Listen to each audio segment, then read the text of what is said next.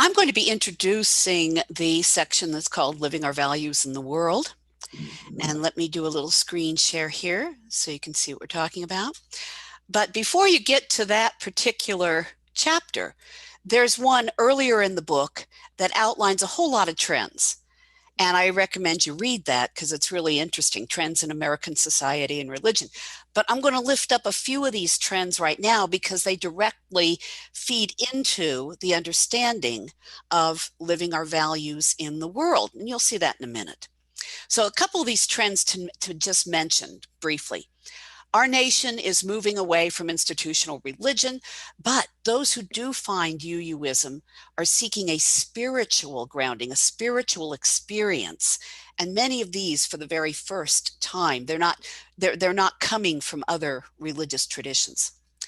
The demographics in our nation have changed, and the necessity for cultural competency is great. By 2044, people of color are going to be the majority in the United States. We know that. But many of our congregations lack this cultural competency. They haven't got that mindset. They haven't got that worldview yet. Many UUs now view the work to promote equity, inclusion, and diversity is really a form of spiritual practice among us and necessary if we're going to live our faith. It is not tangential. And UUism, like all institutions in our nation, we know rests on a culture whose structures are founded on the annihilation of indigenous people and the enslavement of Africans. That is just a historical reality. And UU culture of hyper-individualism that we lived with for so long has fed into a culture of mistrust that really shows up when we have differences in norms and expectations at play in our congregations, making it difficult for marginalized people or groups to fully participate in our congregations. And so, they leave. Economic and demographic trends require us to review our efforts to promote equity, inclusion, and diversity. And we have a theological imperative to do this. But without addressing our issues, our own issues of inclusion, and making personal, interpersonal, and systemic change within ourselves and our congregations, we're on the short end of the stick and unprepared to live these values in the world. So that's just an intro. So living our values in the world, just a brief review of what's in this wonderfully rich chapter. The work of becoming more equitable, inclusive, and diverse within our congregations is justice work. It's not navel gazing. It is justice work. And if we cannot do this well, we cannot be effective as justice partners outside in society. Okay. Now we need to think in non-binary ways. It is not an either or kind of thing. Dealing with practices within our congregations is complementary to our justice work and are being accountable to and remaining in good relationship with those who are impacted by the injustices that we see and want to address. So if we are not accountable in accountable relationships with those impacted, with our partners, we may be working with that old paternalistic mindset of helping others rather than acting out of the deep recognition that our lives are totally interdependent and in that interdependent web of all. I call this the Mighty Mouse syndrome. You remember Mighty Mouse? Swoops in and says, "Here I am to save the day." Well, unfortunately, a lot of our justice work has been Mighty Mouse justice work. And that is what we're trying to address. And some examples of this. That disconnect we sometimes see between what is going on in the world and what is said in the pulpit. There's a great little quote in the book that says, when we need to do this work on the inside, meaning the inside of our congregations and our own inside, it's harder because we left justice theology and considerations of justice on the outside. So let's talk about non-binary worldview a little bit, because our internal work is to become more inclusive, equitable, and diverse within our congregations and ourselves, while our external work is to be accountable to those most impacted by injustice. And again, to be good partners, We have to do both. It is not an either or. It is not a binary choice. It's got to be both. And some examples of non-binary thinking. Some say we need to focus on climate change rather than anti-racism, right? You've heard that. This is binary either or thinking, because climate change affects Black and Indigenous communities more quickly than other communities. And think of Flint, Michigan. Think of the placement of power plants here in Ohio, for heaven's sakes. Think of the poisonous water in Toledo that comes up with the green algae bloom every year, every summer. Think of where they put the pipelines that can leak horrid gas, and ruin the land. I mean, just think of those, because climate change and anti-racism work are not binary. It's not an either or. Climate change involves inequities in resource distribution to marginalized groups, an economic reality. This is economic justice. So to change both the environment and economics depends on our ability to recognize our future and that our survival is bound up together. Racism, climate, environment, economics are all bound together. This intersectional reality is also called environmental justice, and it's a non-binary approach, not an either or kind of thinking. So that's an example of what we mean by non-binary approach. So finally, new generations and change. New generations, they want to be part of organizations that make a real and lasting difference in the world. We know this, young adults. So truly just and long-term difference requires us to forego justice work based on that old Mighty Mouse charitable model that assumes that privileged people have all the answers, right? Have all the answers. So instead, to make a lasting difference, we have to turn to the wisdom of those who faced a history of injustice within our organizations, our communities, our national, cultural, state systems. We need these partners. We need these partners. And we must do restoration work to ameliorate the impact of inequitable resource distribution, but in an accountable way, in solidarity.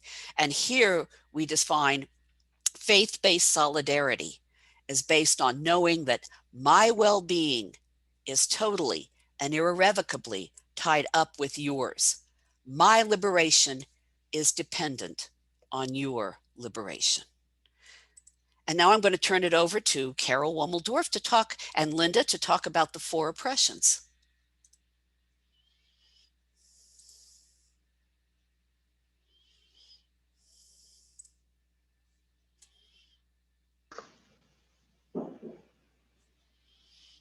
Carol, you need to unmute.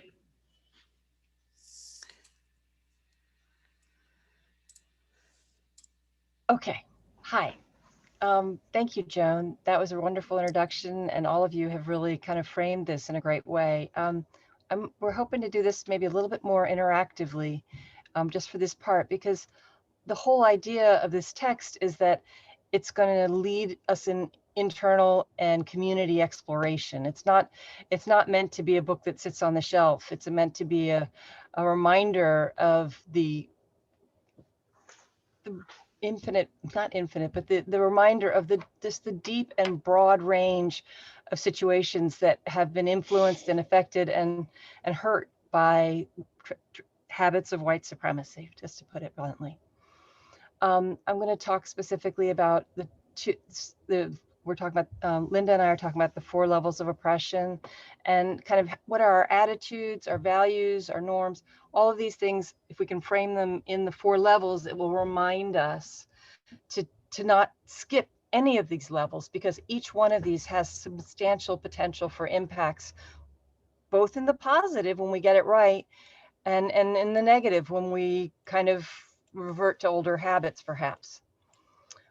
So talking specifically, so for you guys ready to type in the chat, I'd love to hear some of your congregational justice goals. What goals does your church have, or your congregation had, and anything in particular that you're, even some things that might not immediately seem like justice goals, but if you could type a little bit in the chat, or if you want to unmute briefly and kind of give us some popcorn of some of the different justice goals.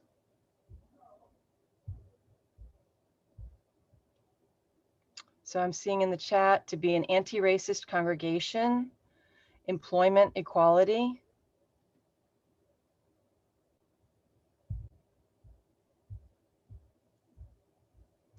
My congregation was doing a get out the vote work, and we were doing letter writing to infrequent voters. Be a community resource. Akron was also doing get out the vote.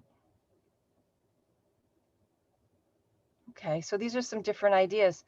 Now, when we think about these ideas, most of these are at the level of maybe interpersonal or institutional relationships in community. But you might not automatically think that our personal values or attitudes are somehow going to have large impacts on these on these larger justice goals, and yet they do. If you think about your attitude, is your attitude an individualistic attitude? Is it inclusive? Are you somebody who feels like you're really an expert and you're going to drive ahead? Maybe a little bit of Mighty Mouse. We all do it sometimes. Or are you looking for many voices? Are you listening? Are you finding opportunities to grow and learn from others? That's a personal attitude. Those are personal values. Those are the ways that you see the world, and they're going to impact how you interact with people interpersonally. So I know that I tend to be, I was trained as an engineer. I tend to kind of work in a very analytical, more individualistic way. And so I have to kind of get reminders that my path isn't necessarily the right path. It's just what I came up with this first time through. So that's an attitude and a habit that I've formed that I kind of need to keep kind of going back to and saying, am I really listening?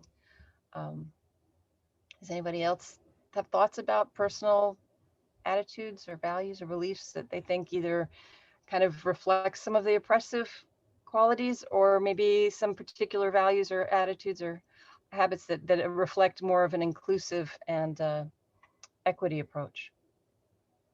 And I don't mind if you do the popcorn, if you take unmute.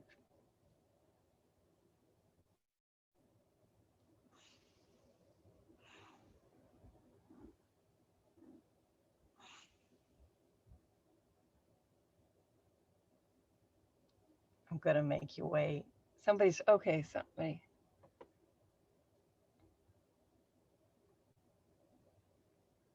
Okay, so folks are working on the beloved conversations,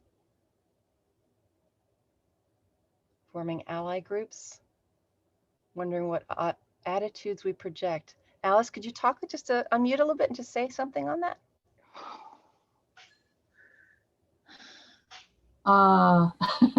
Well, we have Kristen Byrice would be the one to speak on this most. She's one of the co-chairs of that ally group. But a lot of our anti-racism work is small.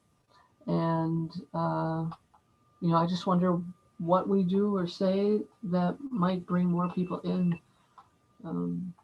into that kind of work. Yeah. I don't know what it is for sure. I don't think it's unusual for us. Okay. Thanks for sharing that. And then you can move on again to the interpersonal, assessing your interpersonal behaviors, relationships. What's the cultural climate interactive? Which of them support and which of them inhibit equity and inclusion?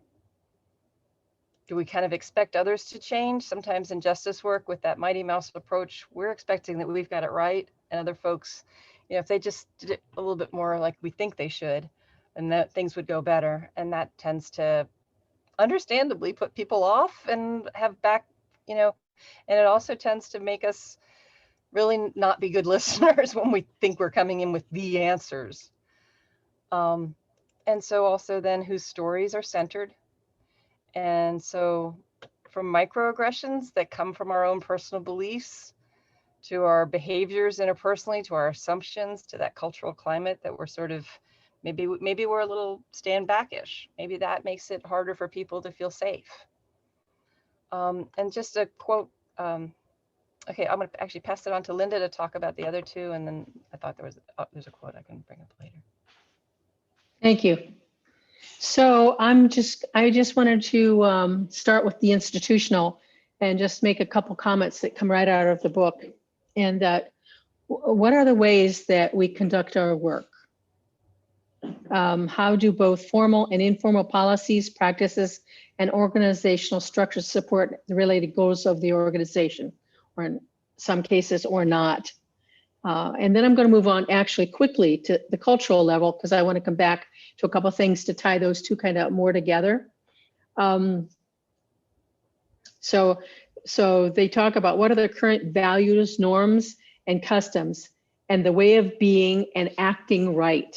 That's endorsed by our culture in our churches.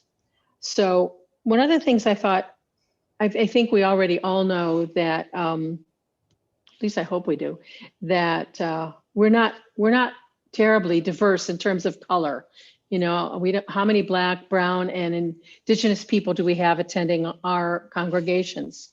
But if we want to behave as if we want them, then we need to have the language that's going to be come from inclusion.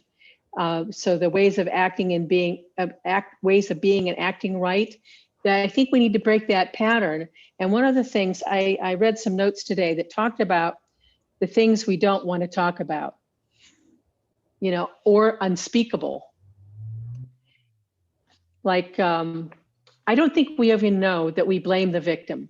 I don't think white people even know that we blame the victim. I know that that's an issue for me. And dysfunctional rescuing.